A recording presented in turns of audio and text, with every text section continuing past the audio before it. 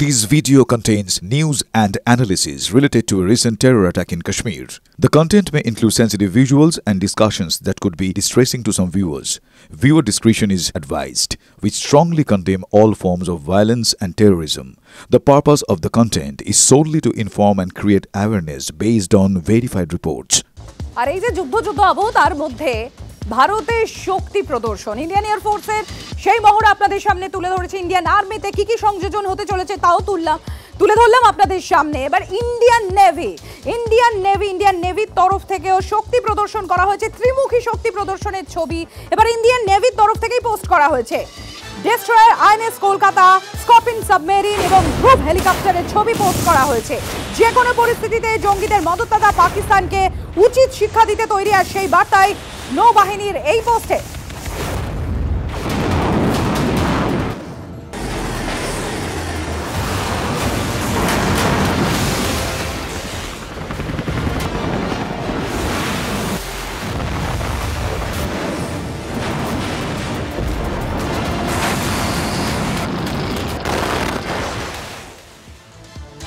পাকিস্তানের তরফ থেকে একের পর এক ফন্দিয়াটা হচ্ছে, সেই সমস্ত বিষয়ে আপডেট আপনাদের সামনে আমরা তুলে ধরছি।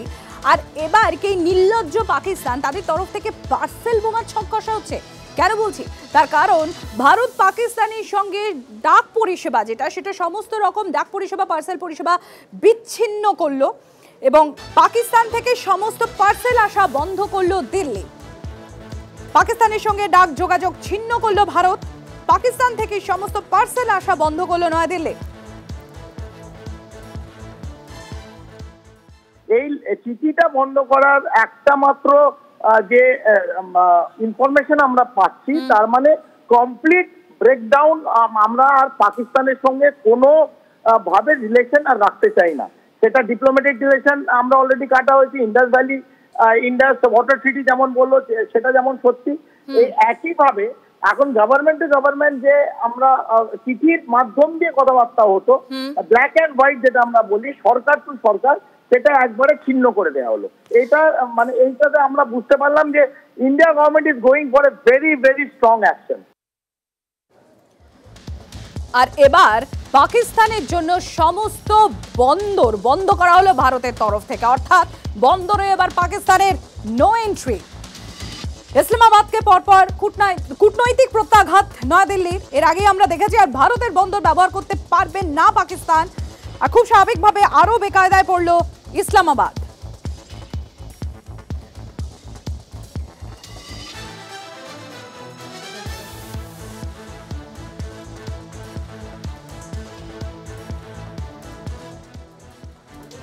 আর শুধুমাত্র বন্দরে যে অ্যাক্সেস বন্ধ করা সেটাই নয়, এবার বাণিজ্য বন্ধ করা হলো এবং পাকিস্তানকে রীতিমতো চাপে ফেলেছে ভারত। আপনাদের জানাই, পাকিস্তান থেকে সব ধরনের যে পণ্য, সেই পণ্য আমদানি করা বন্ধ।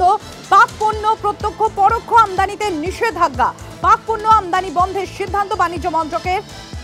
ভারতের এই চালে বড় ধাক্কা খাবে পাকিস্তান, মনে করছেন বিশেষজ্ঞরা।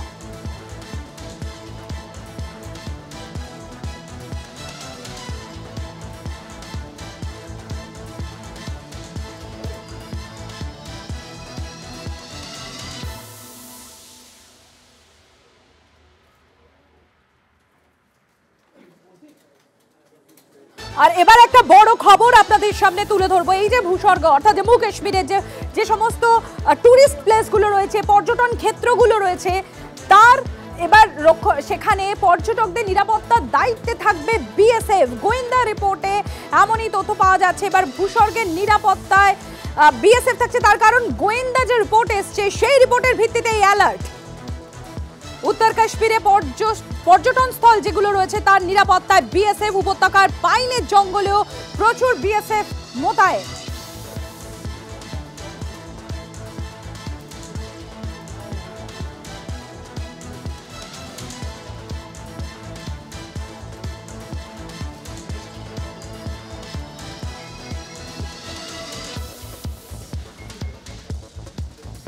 সন্ত্রাসবাদকে তুলোধনা করতে পাকিস্তানকে আবারও হুঙ্কার নরেন্দ্র মোদীর। এবার নাম না করে তিনি বলেছেন যে সীমান্তে যেরকম সীমান্তে যেরকম সন্ত্রাসের বিরুদ্ধে লড়াই চলছে সেই লড়াই চলবে অ্যাঙ্গোলার প্রেসিডেন্টকে পাশে বসিয়ে এমনই হুঙ্কার নরেন্দ্র মোদীর। মানবতার জন্য বড় বিপদ এই সন্ত্রাসবাদ।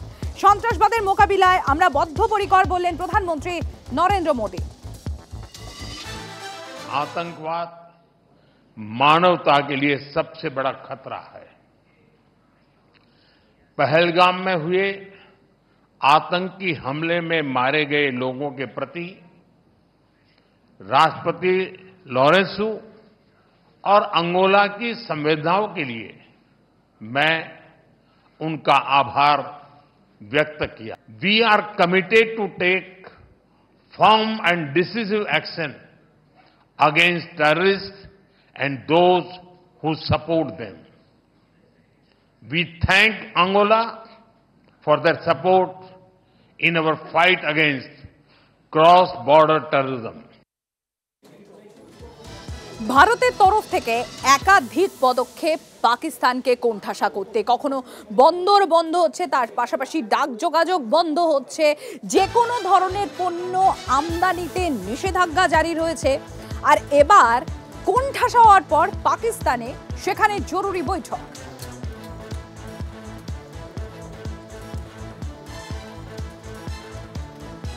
আমরা আরো ডিটেইলস নেব।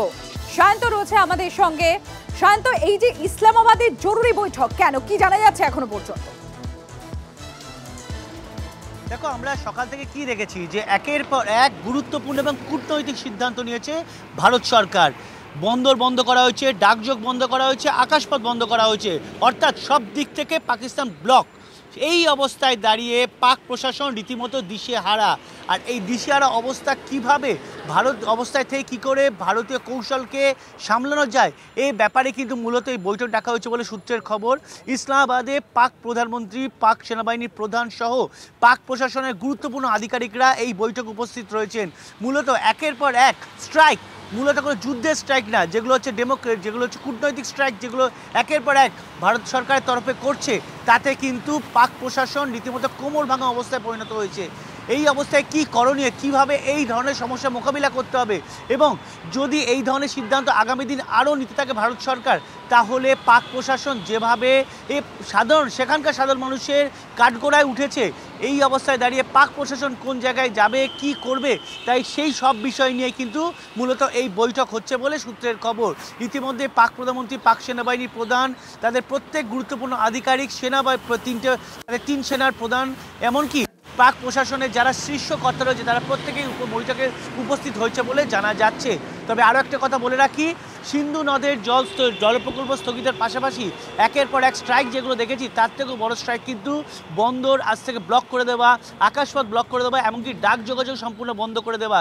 এই সিদ্ধান্তে কিন্তু পাকিস্তান অথই জলে পড়ে গিয়েছে, কারণ তাদের আর্থিক অবস্থায় এমনিই দুর্বল।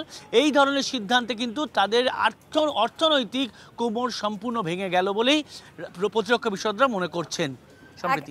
একেবারেই শান্ত, এবং শুধুমাত্র তাই নাই, একের পর এক ডিপ্লোম্যাটিক স্ট্রাইক, আর সেই নিয়ে রীতিমতো কোণঠাসা পাকিস্তান। তবে সেখানে কোথাও গিয়ে একটা মুখ বাঁচানোর আপ্রাণ চেষ্টা এখনো পাকিস্তানের। তার কারণ লোক দেখানো ক্ষেপণাস্ত্রের পরীক্ষা চলছে। সিন্ধু নামক একটা মহড়া ছিল, আর সেই মহড়া থেকে আদওয়ালি নামে 450 কিলোমিটার পাল্লার ক্ষেপণাস্ত্র, সেখানে তারও মহড়া চালানো হয়, সেই ক্ষেপণাস্ত্র টেস্ট করা হয়, উৎক্ষেপণ করা হয় সেই ক্ষেপণাস্ত্র। আদওয়ালি নামের এই ক্ষেপণাস্ত্র 450 কিলোমিটার পাল্লার এই ক্ষেপণাস্ত্র, আর তারই পরীক্ষা ইসলামাবাদের। অর্থাৎ ভারতের প্রত্যাঘাতের ভয়ে ইতিমধ্যেই তটস্থ পাকিস্তান কোণঠাসা, আর তার মধ্যেই মুখ বাঁচাতে লোক দেখানো এই ক্ষেপণাস্ত্র পরীক্ষা পাকিস্তানের।